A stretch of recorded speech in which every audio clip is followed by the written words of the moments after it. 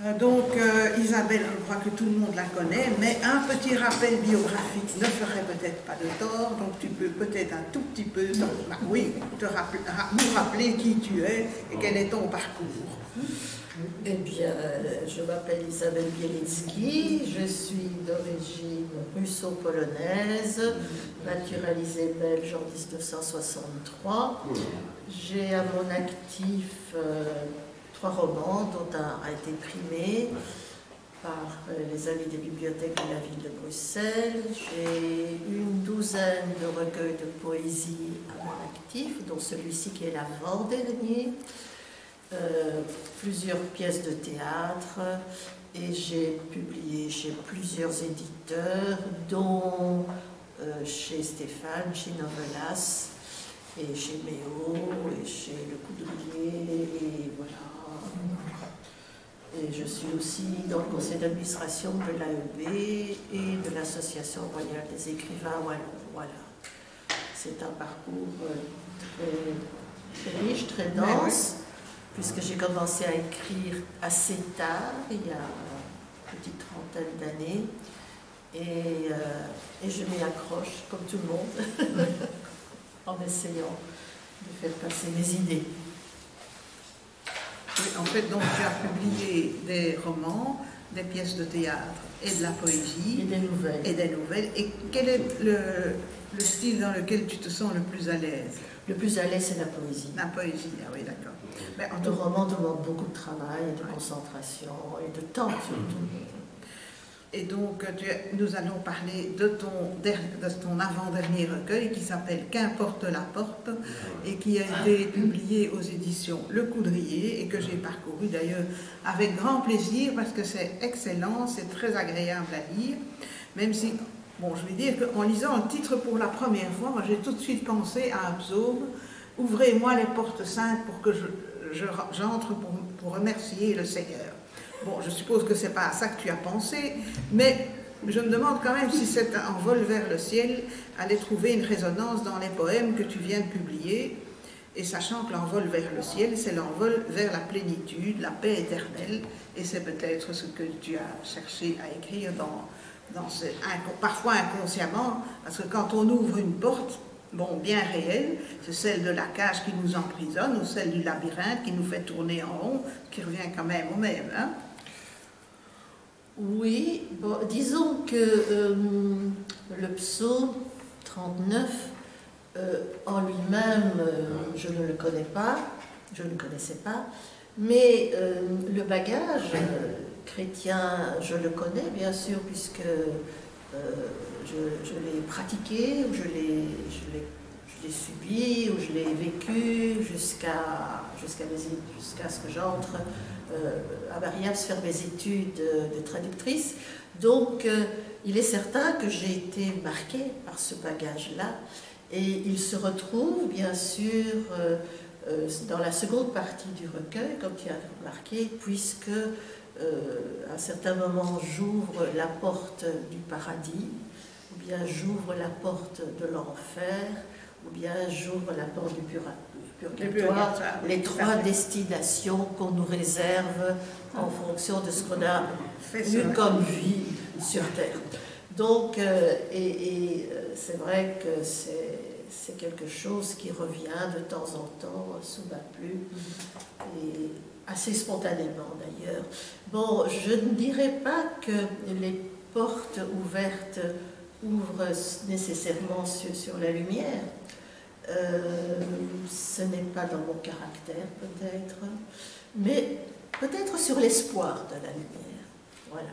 Déjà, le simple fait d'ouvrir une porte, c'est déjà un pas en avant vers ailleurs, vers une possibilité de lumière. Et c'est vrai que dans une série de textes, la lumière nous accueille, ou m'accueille moi en tant qu'autrice ou poétesse, ou accueille le lecteur. Donc la lumière, elle est présente de manière un peu fugace, fugitive parfois, mais elle n'est pas nécessairement un but à soi. En fait, ouvrir la porte, c'est surtout sortir de son enfermement.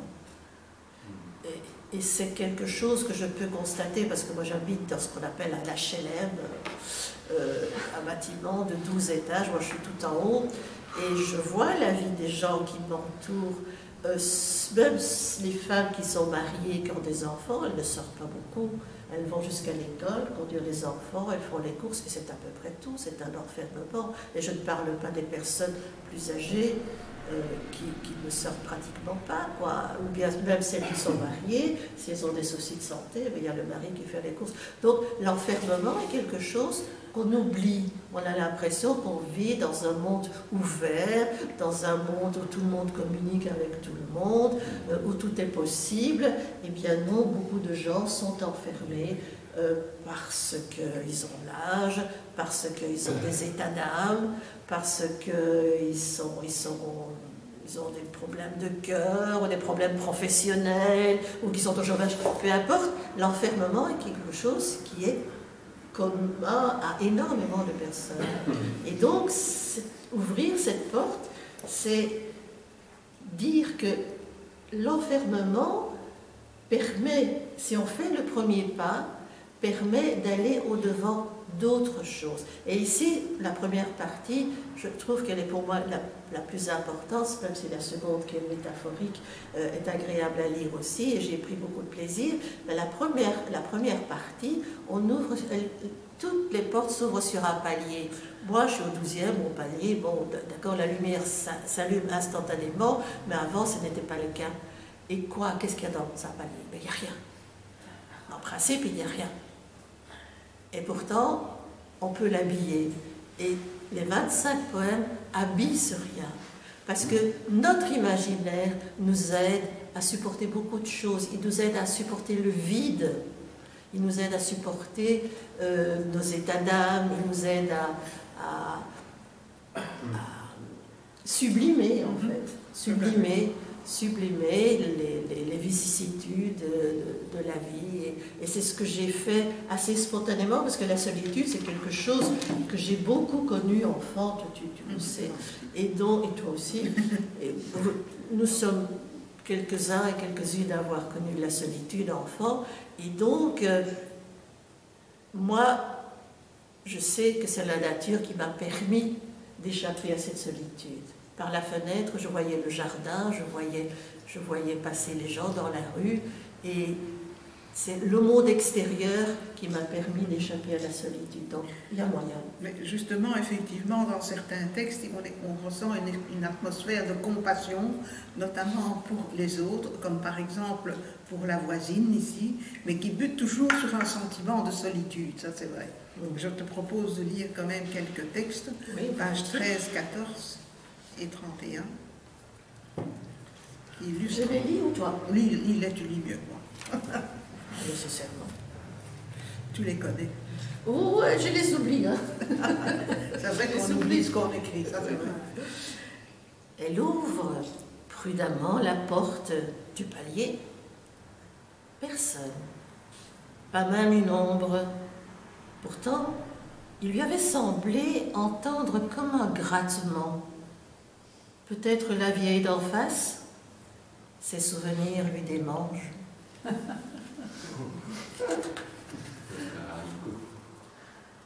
Elle ouvre prudemment la porte du palier qui grince à faire peur. Personne dans la cage d'escalier, ni l'ascenseur.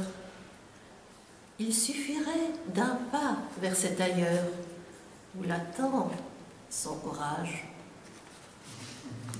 31.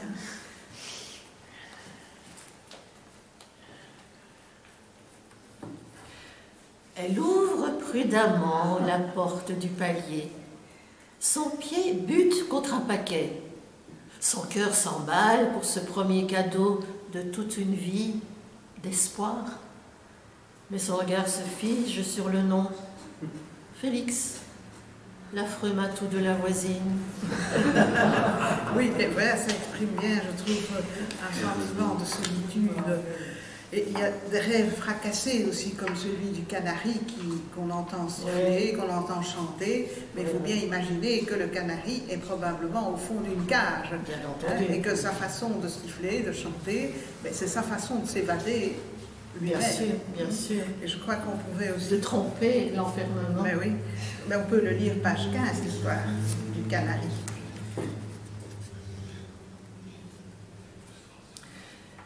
Elle ouvre prudemment la porte du palier, l'imagine fenêtre pleine d'oiseaux ivres de liberté. Le palier goûte, comme elle, quelque part dans les hauteurs, un canari fait ses vocalises.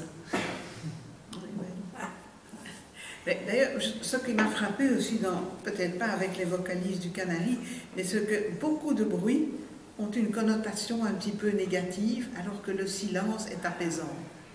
Est-ce que tu as l'impression que c'est voulu ou bien ça s'est fait mais c'est probablement parce que j'aime le silence. Et par exemple, je suis quelqu'un qui ne travaille pas avec de la musique. Je connais plein de personnes qui écrivent en écoutant de la musique classique, ou du rock, ou que sais-je. Moi, je n'écoute rien. J'ai besoin du silence.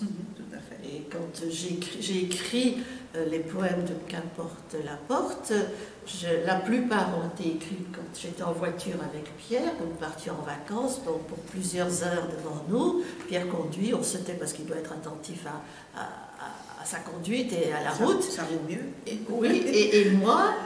moi, je suis déconnectée du monde extérieur. C'est un peu comme une cage Faraday pour ma voiture.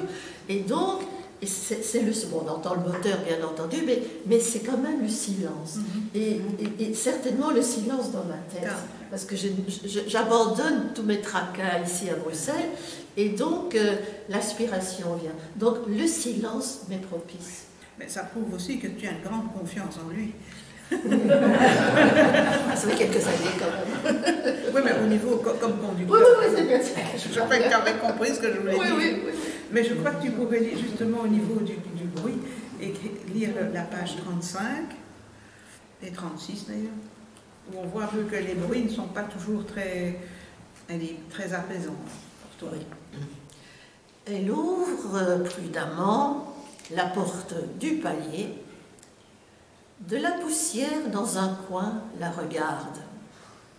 Retenant son souffle, est-ce aujourd'hui, mercredi, le jour du grand nettoyage? Derrière elle, un cri. La porte!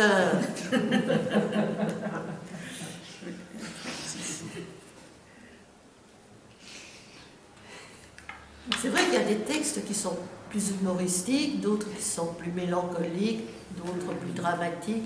J'aime bien interner les gens, étonner le lecteur. Elle ouvre prudemment la porte du palier. Le noir se pose sur ses épaules. Une odeur de poussière aussi. Respire. Laisse derrière toi les loups hurleurs de la télé. Accueille la légèreté du rien. Oui, ça indique effectivement ce que je disais, c'est que le bruit et le silence est beaucoup plus apaisant dans ces deux recueils. Et donc je rappelle aussi que donc, ce recueil est divisé en deux parties, la cage et le labyrinthe. Et j'aimerais savoir un petit peu quelle est la genèse de cette affaire. Tu as voulu absolument diviser ça au départ ou bien c'était prévu? Ou tu les as classés par la suite en deux parties? D'abord, j'écris mes poèmes, comme ils me viennent. Et puis après, je constate qu'il y en a qui se répètent, en ce qui concerne le premier vers, et puis d'autres varient légèrement. Et donc, je les ai séparés. À ce moment-là, on fait un calcul quand même de symétrie, 25 d'un côté, 25 de l'autre. Et puis, c'est vrai que c'est bien de constater d'abord qu'ils sont quand même différents. Même si enfin, quelques mots dans le premier vers, mais font une grande différence dans tout ce qui s'ensuit. Et donc, j'ai voulu les nommer. Les premiers, c'était évident, c'était la cage du palier. Et le second, c'est arrivé très vite aussi, le labyrinthe, parce que le labyrinthe revient assez souvent dans mes écrits. Il joue un rôle important dans une nouvelle, entre autres, qui a été publiée par un galerie d'art chez Quadri. Cette nouvelle a été... Et alors là, c'était un labyrinthe sans issue. Donc, et c'est le personnage qui a fermé l'issue du labyrinthe. Mais c'est une œuvre qui peint au mur. Donc, et puis j'ai un recueil qui s'intitule Le labyrinthe de papier, qui dit bien de quoi il s'agit. Et donc, oui, le labyrinthe, ça tombe assez sous le sens. Et puis, disons que dans la seconde partie, on voyage vraiment de manière métaphorique, ou même physique, dans plein d'endroits différents. Oui, le labyrinthe, sans sortie, c'est une absence, une impossibilité d'accéder à la résilience. Oui, mais ça, c'était dans la nouvelle. Hein. Ah, c'était dans la nouvelle. Ah oui, d'accord. Pas ici. Hein. Ok, qui peut conduire évidemment à l'amertume. Lis un peu le page 45, où il dit...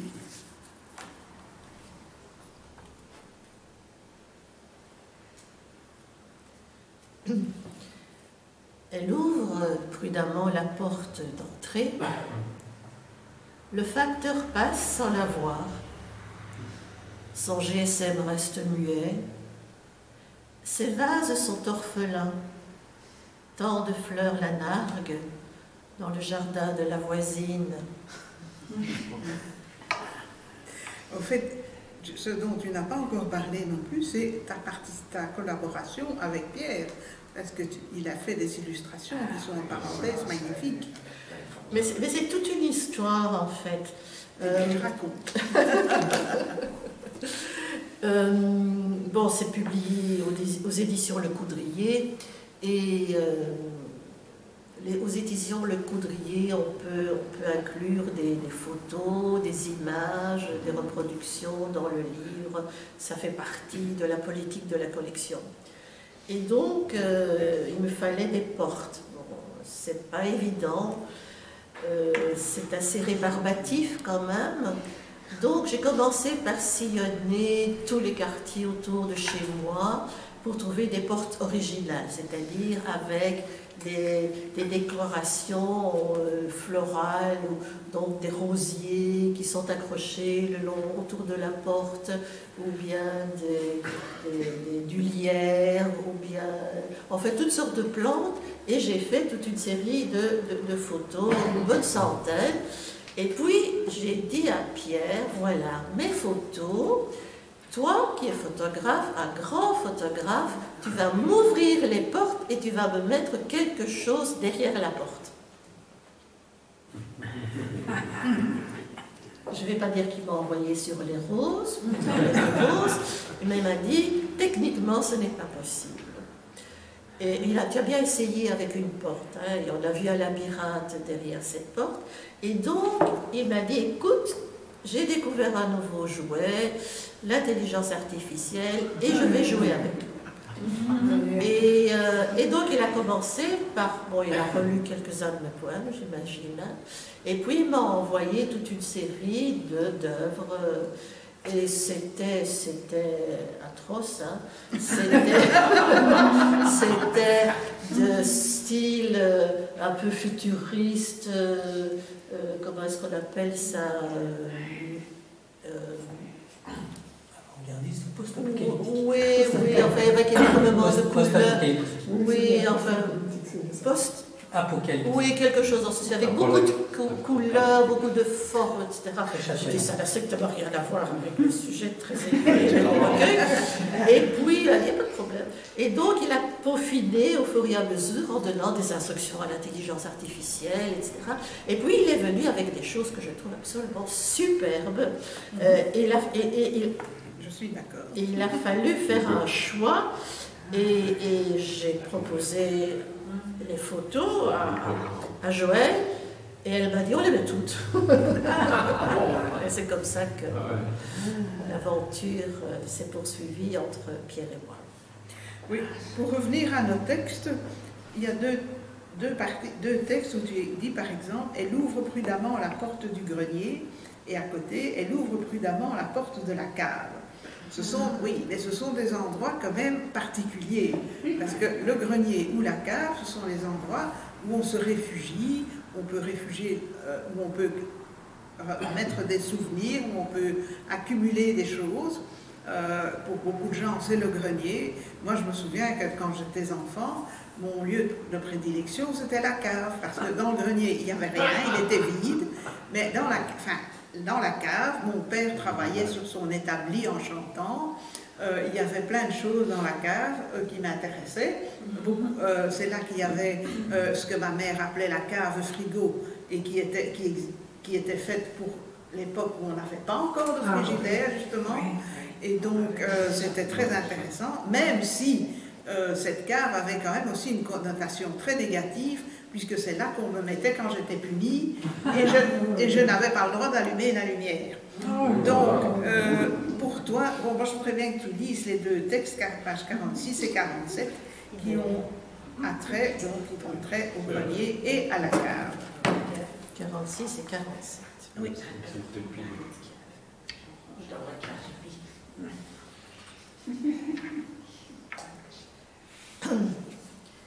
Elle ouvre prudemment la porte du grenier. Il ne s'y attend pas, s'affole. La poussière glisse parmi les souvenirs de famille. Les fines dentelles du temps tremblent dans un rayon de soleil. Elle ouvre prudemment la porte de la cave. Écoute ces chuchotis d'enfance, les peurs affrontées à tâtons dans un frisson de pure délice, alors qu'il suffit de tendre la main, réveiller d'un bouton la lumière. À condition d'y être autorisé. Non, je ne sais pas si tu as encore d'autres choses à dire sur le grenier et la cave. Mais en fait, pour moi, le grenier, bon, les poèmes coulent de nous, beaucoup de poètes ici présents, ils s'écoulent de nous. Après, on explique, on raisonne, on décortique, d'autres le font pour nous aussi, mais aussi bien le grenier que la cave, pour moi, n'ont pas laissé un mauvais souvenir. La cave, c'est là que ma mère avait caché les albums Mickey. Que je ne pourrais plus lire parce que j'étais trop grande. Et donc, j'y allais quand elle n'était pas là, mon père était au boulot, et j'y allais, je feuilletais des Mickey, et c'était un pur délice. Et le grenier, c'était aussi une caverne d'Ali Baba, parce que bon, mes parents sont d'origine étrangère, comme je vous l'ai dit, russo-polonaise. Ils ont travaillé comme gens de maison à un certain moment de notre histoire familiale, dans une riche famille avenue Amoire à Uccle. Grosse villa, grand jardin. Et au grenier, ils avaient entreposé des vieux livres, des bécassines, enfin d'autres, il y avait c'était pas Quick and Flip, que c'était deux garde-bancs français. Si vous connaissez. Oui, oui. Jo et Z. Quoi? Jo et Z.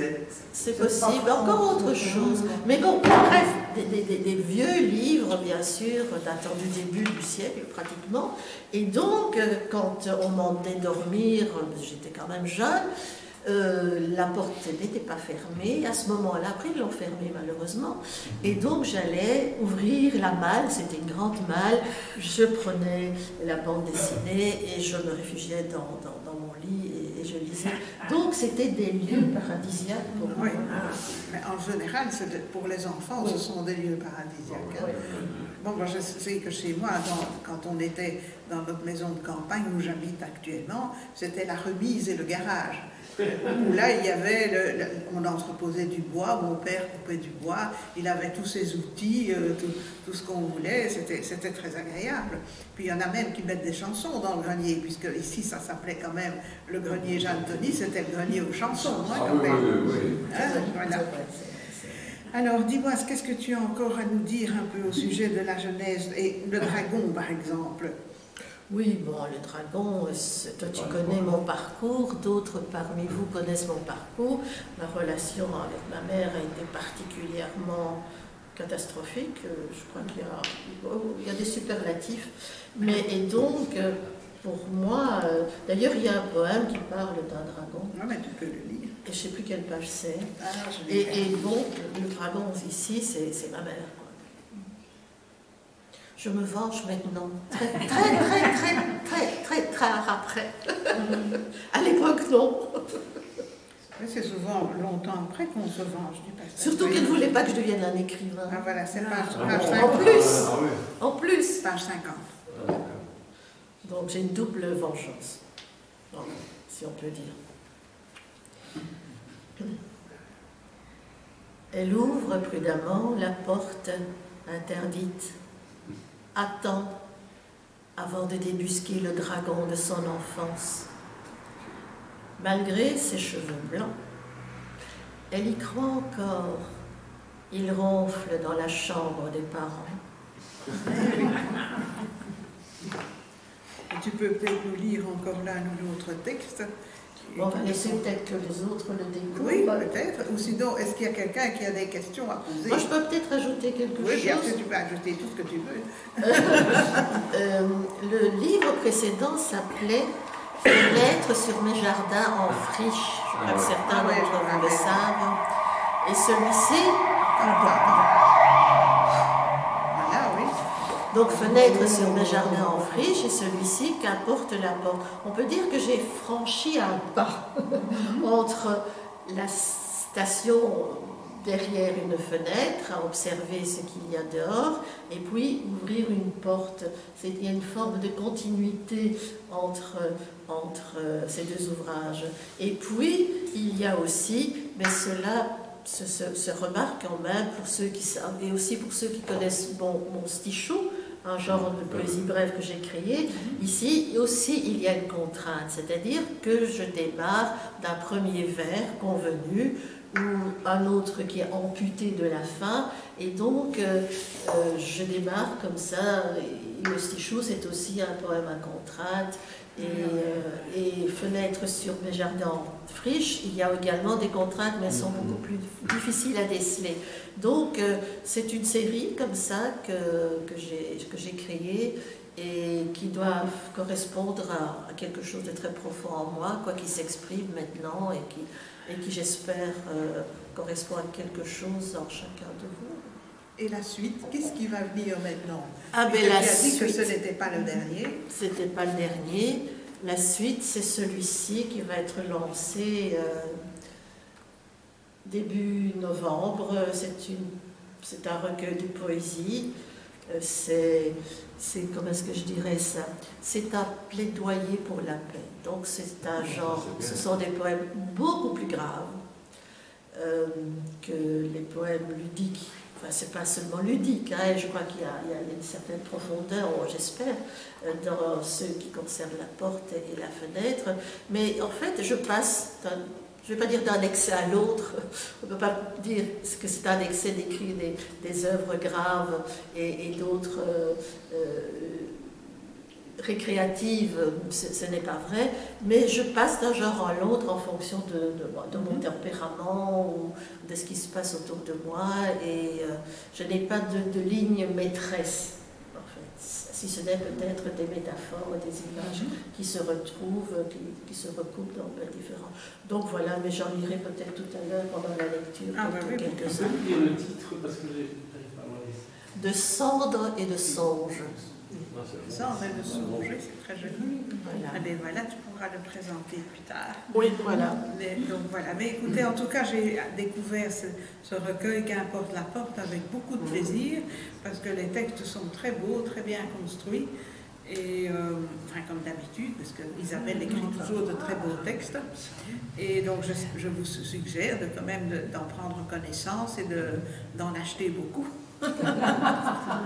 Voilà. Quand Isabelle dit récréatif, moi je trouve que là c'est un petit peu aller vite parce que ce texte-là a de la profondeur et il n'est pas juste récréatif. Merci, merci, merci. C'est vrai que Pierre me reproche Ça faut souvent. demander la gravité par moment aussi. Pierre me reproche. Oui, toi tu l'as, oui, tu le connais, oui, oui.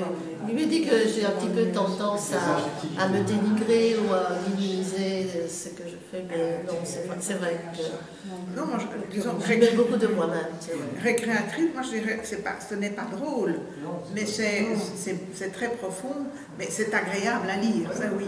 Et ça parle, enfin j'espère que ça parle à quand j'écris, j'ai une écriture relativement Pas très hermétique. Non, Ouais, voilà. non, c'est ça. Voilà. Oui, parce qu'il y a des poètes que je ne voudrais pas présenter parce qu'il faut relire 50 fois leur texte avant de comprendre ce qu'ils ont voulu dire. Ça, ce n'est pas le cas.